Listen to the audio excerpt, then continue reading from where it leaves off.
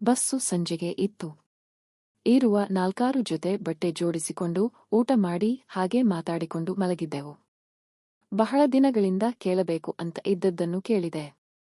ನಾನು ಹಾಸ್ಟೆಲ್ಗೆ ಬಂದ ಹೊಸದರಲ್ಲಿ ಒಂದು ರಾತ್ರಿ ನೀನು ಮತ್ತೆ ಪಲ್ಲವಿ ಅಂತ ಶುರು ಮಾಡಿದೆ. ಓಹೋ, ನಾವು ಹಟ್ಟಾಡಿದ್ದು ನೋಡಿದೆಯಾ? ನನಗೆ ಗೊತ್ತಿತ್ತು ನೀನು ನೋಡತಾ ಇದ್ದೀಯಾ ಅಂತ ಅಂದು ನಕ್ಕಳು ಸುಗುಣ. ಅಲ್ಲ, ನಿನಗೆ ಹುಡುಗಿಯರ ಜೊತೆ ಮಜಾ ಮಾಡಬೇಕು ಅನ್ನಿಸುತ್ತಾ ಅಂತ ಕೇಳಿದೆ. ಹಾಗೇನಿಲ್ಲ, ಹುಡುಗರು ಸಿಕ್ಕರೂ ಆಗುತ್ತೆ. ಆದರೆ ಹುಡುಗರ ಜೊತೆ ಮಜಾ ಮಾಡೋಕೆ ಭಯ ಅಂದಳು. ಹುಡುಗರ ಜೊತೆನೂ ಮಾಡಿಸಿಕೊಂಡಿದೀಯಾ ಅಂದೆ. ಇಲ್ಲ ಕಣೇ, ಆಸೆ ಇದೆ. ನಮ್ಮಪ್ಪ ಯಾವಾಗ ಮದುವೆ ಮಾಡುತ್ತಾರೋ ಕಾಯ್ತಾ ಇದೀನಿ ಅಂದಳು ಸುಗುಣ. ಸ್ವಲ್ಪ ಹೊತ್ತು ಸುಮ್ಮನಿದ್ದು, ನಾನು ಪಲ್ಲವಿ ದೆಂಗಾಡೋದು ನೋಡತಾ ಇದ್ದೆಯಲ್ಲ, ನಿನಗೆ ನಮ್ಮ ಜೊತೆ ಸೇರಬೇಕು ಅನ್ನಿಸಲಿಲ್ಲವಾ ಅಂದಳು. ಅನ್ನಿಸಿತ್ತು. ಹೊಸಬರು ಅಂತ ಸಂಕೋಚ ಆಯಿತು. ನೋಡತಾ ಮಜ ತಗೊಂಡೆ. ನನಗೆ ಅತ್ತಿಗೆ ಹೇಳಿಕೊಟ್ಟಳು, ಹೆಂಗಸರೇ ಮಜ ಮಾಡೋದು. ನನಗೇನೋ ಚಂದವಾಗಿರೋ ಹುಡುಗೀರನ್ನು ನೋಡಿದರೆ ಅವರ ಕೈಯಲ್ಲಿ ಮಾಡಿಸಿಕೋಬೇಕು, ಅವರಿಗೆ ಮಾಡಬೇಕು ಅನ್ನಿಸುತ್ತೆ ಅಂದೆ. ಪರವಾಗಿಲ್ಲ ಕಣೆ ಸವಿ, ನೀನು ನಮ್ಮ ಟ್ರಾಕ್ನಲ್ಲೇ ಇದ್ದೀಯಾ? ಊರಿಗೆ ಹೋಗ್ತೀವಲ್ಲ, ನನ್ನ ತಂಗಿನ ನೋಡು ಅಂದಳು. ಅಂದರೆ ನನಗೆ ಅರ್ಥ ಆಗಲಿಲ್ಲ. ನಮ್ಮಪ್ಪಂಗೆ ನಾವು ಇಬ್ಬರೇ ಮಕ್ಕಳು. ನಮ್ಮ ಅಮ್ಮ ಇಲ್ಲ, ಸತ್ತು 2 ವರ್ಷ ಆಯಿತು. ನಾನು ನನ್ನ ತಂಗಿ ಇಬ್ಬರೇ ಇರೋದು. ನಮ್ಮಪ್ಪಂಗೆ ಹೆಂಗಸರ ಚಟ ಜಾಸ್ತಿ. ನನಗೆ ಬುದ್ಧಿ ಬಂದ ಮೇಲೆ ಕೂಡ ನಮ್ಮಮ್ಮ ಮನೆಯಲ್ಲಿ ಇಲ್ಲದಿದ್ದರೆ ಯಾರನ್ನೋ ಕರ್ಕೊಂಡು ಬಂದು ಚಟ ತೀರಿಸಿಕೊಳ್ಳೋರು. ನನಗೂ ನನ್ನ ತಂಗಿಗೂ ಅಪ್ಪನ ಬುದ್ಧಿಯೇ ಬಂದಿದೆ ಅಂತ ಕಾಣುತ್ತೆ. ನನಗಿಂತ ನನ್ನ ತಂಗಿಗೆ ಇನ್ನೂ ಚಟ ಜಾಸ್ತಿ ಅಂದಳು. ಏನು ಮಾಡ್ತಾ ಇದ್ದಾಳೆ ನಿನ್ನ ತಂಗಿ ಅಂದೆ. ಅಯ್ಯೋ ಸವಿ, ಅವಳು ಈಗ ಪಿಯುಸಿ ಮುಗಿಸಿದಾಳೆ. ಅಕ್ಟೋಬರ್ನಲ್ಲಿ. ಈಗ ಕೆಲಸವಿಲ್ಲ, ಮನೆಯಲ್ಲಿದ್ದಾಳೆ. ಕಂಪ್ಯೂಟರು ಕಲಿತಿದ್ದಾಳೆ. ಅಪ್ಪ ಕಂಪ್ಯೂಟರು ತೆಕ್ಕೊಟ್ಟಿದ್ದಾರೆ. ಹೋದ ಸಾರಿ ಹೋಗಿದ್ದಾಗ ಅವಳು ಎಂತೆಂಥ ಪೋಲಿ ಚಿತ್ರ ತೋರಿಸಿದಳು ಅಂತೀಯ? ಪೋಲಿ ಚಿತ್ರ ಎಲ್ಲಿ ಸಿಕ್ತು ನಾನು ಕೇಳಿದೆ. ಕಂಪ್ಯೂಟರ್ ಕ್ಲಾಸಿಗೆ ಹೋಗ್ತಾಳಲ್ಲ, ಅಲ್ಲಿ ಮೇಡನ್ನ ಸರಿ ಮಾಡಿಕೊಂಡಿದ್ದಾಳೆ. ಬ್ಲೂ ಫಿಲಮು ಚಿತ್ರ ಒಂದಷ್ಟು ನೆಟ್ನಿಂದ ಕಾಪಿ ಮಾಡಿಕೊಂಡು ಬಂದಿದ್ದಳು ಅಂದಳು ಸುಗುಣ. ಪರವಾಗಿಲ್ಲವೇ? ಜೋರಾಗಿದ್ದಾಳೆ ನಿನ್ನ ತಂಗಿ.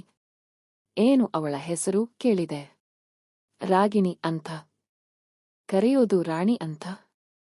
ಊರಿಗೆ ಹೋದಾಗ ಕೊನೆ ಪಕ್ಷ ಒಂದು ಇಡೀ ರಾತ್ರಿ ಇಬ್ಬರೂ ಪೋಲಿ ಮಾತಾಡಿಕೊಂಡು 2-3 ರೌಂಡ್ ದೆಂಗಾಡಿಕೊಂಡೇ ಮಲಗೋದು ಅಂದಳು ಸುಗುಣ. ಹಾಗೆ ಅದು ಇದು ಮಾತಾಡಿಕೊಂಡು ಸಣ್ಣ ನಿದ್ರೆ ಮಾಡಿ 5 ಗಂಟೆಯ ಬಸ್ಸು ಹತ್ತಿದೆವು. ಅವರ ಊರಿಗೆ ಸುಮಾರು 4 ಗಂಟೆ ಪ್ರಯಾಣ. 9 ಗಂಟೆ ಹೊತ್ತಿಗೆ ಊರು ತಲುಪಿ ಸುಗುಣ ಮನೆಗೆ ಹೋದೆವು.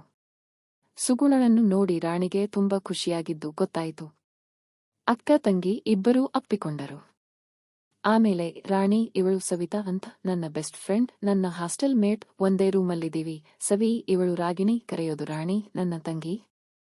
ಪಿಯು ಮುಗಿಸಿ ಈಗ ಕಂಪ್ಯೂಟರ್ ಟ್ರೈನಿಂಗ್ ಮಾಡುತ್ತಿದ್ದಾಳೆ ಅಂತ ನನಗೂ ರಾಣಿಗೂ ಪರಿಚಯ ಮಾಡಿಸಿದಳು. ಊಟ ಮಾಡಿದೆವು. ಊಟ ಮಾಡುತ್ತಾ, ಅಪ್ಪ ಯಾವಾಗ ಬರ್ತಾರಂತೆ ಅಂದಳು ಸುಗುಣ. ಇನ್ನೂ ನಿನ್ನೆ ಹೋದರು. ನಾಳಿದ್ದು ಬರತಾರೆ. ಈ ಸಾರಿ ಮಲಯಾಳಿ ನರ್ಸ್ನ ಕರೆದುಕೊಂಡು ಹೋಗಿದ್ದಾರೆ ಅಂದು ಕಣ್ಣು ಹೊಡೆದಳು ರಾಣಿ. ನೋಡೆ, ನಮ್ಮಪ್ಪನ್ನ 50 ದಾಟಿದ್ದರೂ ಈಗಲೂ ಕಂಪನಿ ಬೇಕು. ಮಕ್ಕಳ ಮದುವೆ ಮಾಡೋ ಯೋಚನೆ ಇಲ್ಲ ಅಂತ ಸುಗುಣ ಬೇಜಾರು ಮಾಡಿಕೊಂಡಳು. ಬಂದೋರ ಎದುರಿಗೆಲ್ಲ ಏನಕ್ಕ ಇದು ಅಂತ ರಾಣಿ ರಾಗ ತೆಗೆದಳು. ಇರಲಿ ಬಿಡೆ, ಇವಳಿಗೆ ಎಲ್ಲಾ ಗೊತ್ತು. ಇವಳಿಗೂ ಅಪ್ಪ ಅಮ್ಮ ಇಲ್ಲ, ಅಣ್ಣ ಅತ್ತಿಗೆ ಇವಳನ್ನ ಹಾಸ್ಟೆಲಿಗೆ ಸೇರಿಸಿ ಬಾಂಬೆಗೆ ಹೊರಟು ಹೋಗಿದ್ದಾರೆ ಅಂದಳು ಸುಗುಣ. ಎಲ್ಲ ಅನ್ನುವಾಗ ಸ್ವಲ್ಪ ದನಿ ಬದಲಾಗಿ ಒತ್ತಿ ಹೇಳಿದ ಹಾಗಿತ್ತು. ಸಾರಿ, ಇದು ನಿಮ್ಮ ಮನೆ ಅಂದುಕೊಳ್ಳಿ. ನಾವೆಲ್ಲ ನಿಮ್ಮವರೇ ಅಂದುಕೊಳ್ಳಿ ಸವಿತಾ ಅವರೇ ಅಂದಳು ರಾಣಿ. ಥ್ಯಾಂಕ್ಸ್, ಅವರೇ ಗಿವರೇ ಏನೂ ಬೇಡ. ಸವಿತಾ, ಬಾ ಹೋಗು ಅನ್ನು. ಪರವಾಗಿಲ್ಲ ಅಂದೆ ನಗುತ್ತಾ. ಓಕೆ ಡಿಯರ್ ಸವಿತಾ ಅಂತ ರಾಗ ಎಳೆದು ನಕ್ಕಳು ರಾಣಿ. ನಮ್ಮ ಪಕ್ಕದ ಮನೆಗೆ ಇಬ್ಬರು ಹುಡುಗರು ಬಂದಿದ್ದಾರೆ ಕಣೆ ಹೊಸದಾಗಿ ಅಂದಳು ರಾಣಿ. ಯಾರು? ಸುಗುಣ ಕೇಳಿದಳು. ಒಬ್ಬ ಗುರು, ಇನ್ನೊಬ್ಬ ವಿಶ್ವನಾಥ್. ಗುರು ಓದತಾ ಇದ್ದಾನೆ, ಸಿವಿಲ್ ಡಿಪ್ಲೊಮಾ ಅಂತೆ. ವಿಶ್ವ ಅವನ ಕ್ಲಾಸ್ಮೇಟ್. ತುಂಬಾ ಲಕ್ಷಣವಾಗಿದ್ದಾರೆ ಕಣೆ. ತುಂಬಾ ಒಳ್ಳೆಯವರು ಅಂದಳು ರಾಣಿ. ಓಹೋ, ಭಾಳ ಹೊಗಳ್ತಾ ಇದೆಯಲ್ಲ, ಏನು ಅವರನ್ನ ಆಗಲೇ ಬೋಲ್ಡ್ ಮಾಡಿಬಿಟ್ಟೆಯಾ? ಅಯ್ಯೋ ಇಲ್ಲ ಕಣೆ. ಅವರು ಬೋಲ್ಡ್ ಆಗಲ್ಲ, ಏನಿದ್ದರೂ ಹಿಟ್ ವಿಕೆಟ್ ಅಂದಳು. ಏನು ಹಾಗಂದರೆ ಕೇಳಿದೆ ನಾನು. ಸುಗುಣ ಕೂಡ ಅರ್ಥ ಆಗಲಿಲ್ಲ ಅನ್ನುವ ಹಾಗೆ ನೋಡಿದಳು.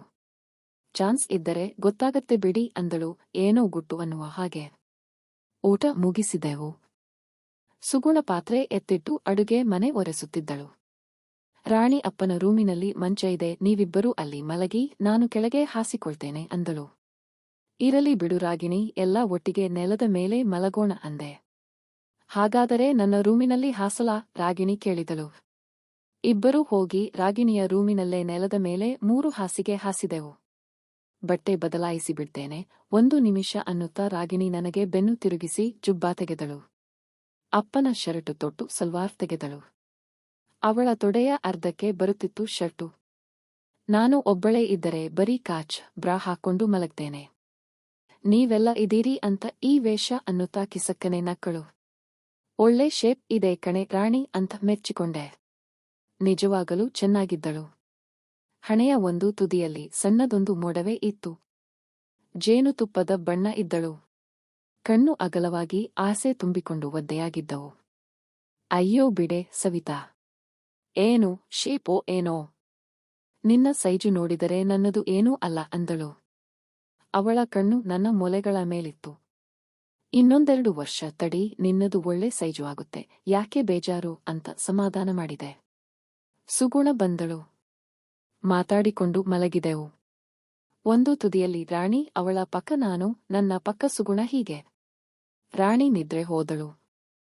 ಸುಗುಣ ನನ್ನ ಭುಜ ಹಿಡಿದು ತನ್ನ ಕಡೆ ತಿರುಗಿಸಿಕೊಂಡಳು. ಥ್ಯಾಂಕ್ಸ್ ಅಂದಳು. ಯಾಕೆ ಅಂತ ಗೊತ್ತಾಗಲಿಲ್ಲ.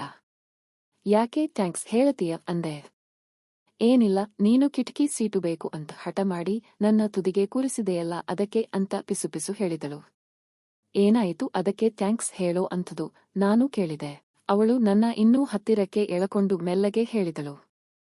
ನಮ್ಮೂರಿಗೆ ಬರುವುದಕ್ಕೆ ಅರ್ಧ ಗಂಟೆ ಮುಂಚೆ 8:15 ಹೊತ್ತಿನಲ್ಲಿ ಬಸ್ಸು ನಿಂತಿತ್ತಲ್ಲ, ಆಗ 4 ಜನ ಹುಡುಗರು ಹತ್ತಿದರು ನೋಡು. ಸೀಟು ಇರಲಿಲ್ಲ. ಒಬ್ಬ ನನ್ನ ಪಕ್ಕ ನಿಂತುಕೊಂಡಿದ್ದ, ತೊಡೆ ತಗಲುತ್ತಾ ಇತ್ತು. ಬೇಕು ಅಂತಲೇ ನನ್ನ ಭುಜಕ್ಕೆ ಅವನ ಸಾಮಾನು ತಗುಲುವ ಹಾಗೆ ನಿಂತಿದ್ದ. ಡ್ರೈವರ್ ದೀಪ ಆರಿಸಿದನಲ್ಲ, ಆಗ ಮೆಲ್ಲಗೆ ಅವನ ಸಾಮಾನು ನನ್ನ ಭುಜಕ್ಕೆ ಉಜ್ಜುತ್ತಾ ಇದ್ದ. ಹಾಗಾದರೆ ಸಖತ್ ಮಜ ತಗೊಂಡ ಅನ್ನು. ನೀನು ನಿದ್ರೆ ಮಾಡತಾ ಇದೀಯಾ ಅಂದುಕೊಂಡಿದ್ದೆ ಅಂದೆ. ಇಲ್ಲ ಸವಿ, ಕೇಳೆ.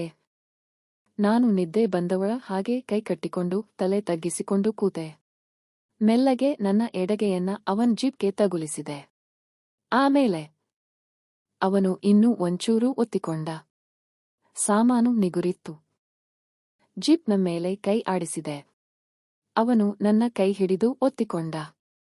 ಮೆಲ್ಲಗೆ ಜೀಪ್ ತೆಗೆದೆ. ದೊಡ್ಡದಾಗಿತ್ತ? ನಾನು ತೀರ ಮೆಲ್ಲಗೆ ಕೇಳಿದೆ. ಜೀಪ್ ತೆಗೆದು ಕಾಚದ ಮೇಲೆ ಕೈ ಆಡಿಸಿ ನೋಡಿದೆ.